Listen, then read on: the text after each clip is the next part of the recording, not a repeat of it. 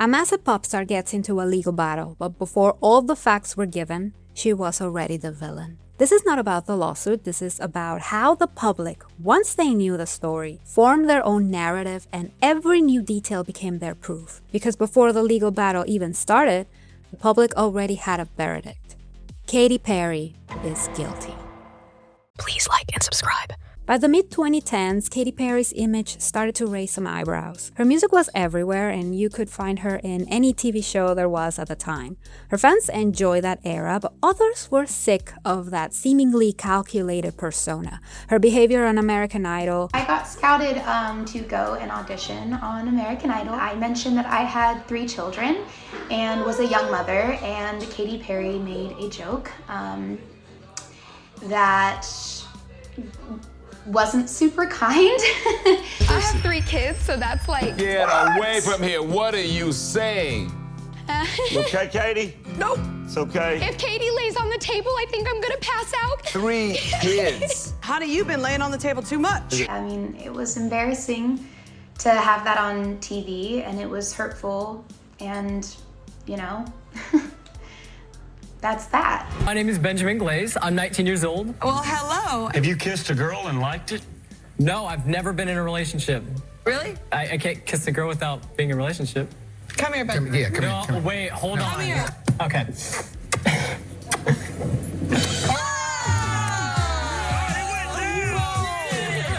Is you kidding?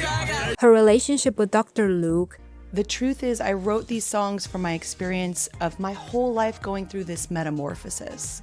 And he was one of the people to help facilitate all that, one of the writers, one of the producers. And I am speaking from my own experience. Yeah. And so I created all of this with several different collaborators, people that I've collaborated with from the past, from Teenage Dream era, all of that. And an already legal battle against an Australian designer named Katy Perry stained her persona online. This Katy had celebrated a big court win against this much more famous Katy over the name Katy Perry. Katy the designer sued Katy the singer, claiming she used the trademark in Australia during her 2014 tour. Now the singer has appealed the case and the verdict. So when people saw on the news that Katy Perry was involved in a legal battle against 2 elderly nuns over a convent, optics were not in her favor. And then another lawsuit, but this time against a veteran. 2 legal cases and 2 very different situations, but online, it doesn't matter.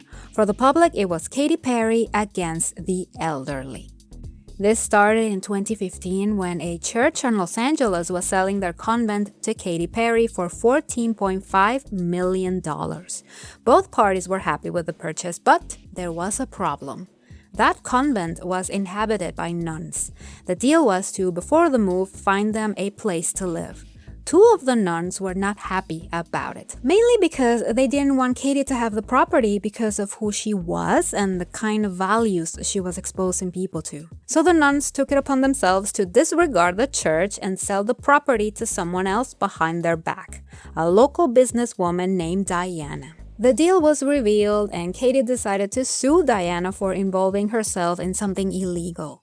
Diana knew Katy was buying the property and she also knew the nuns had no power over it, but still continued with the purchase. And not only did Katy file a lawsuit against her, but the church also wanted some answers from Diana. The case went to a judge where the jurors found Diana to have acted with malice, and she had to pay millions of dollars that were later split between Katy and the rightful owners of the convent. At 87, Sister Catherine Rose finds herself locked out of her old home and fighting the church she spent a lifetime serving. One of the nuns, Sister Catherine, unfortunately died in 2018 while on trial inside the courtroom. Legally, this story was completely different from what people thought it was. In reality, there was a contract with lawyers involved. All sides were perfectly fine with the agreement, except for the nuns, who had no power over the property they were fighting for. And the court wasn't involved in a good versus evil case, but without the nuance and with a dead nun, it became that way. Outrage took over, and it only grew once the second lawsuit dropped. Carl is an elderly disabled veteran and businessman who in 2020 sold his California mansion to Katy and her then husband Orlando Bloom for $14 million. But the problem began when Carl backed out of the deal, claiming he was on painkillers at the moment of signing the documents. The court sided with Katy, so the sale proceeded. But that wasn't it, not for Katy. She sued Carl for damages for rental income, asking for $5 million. She got $1.8 million at the end.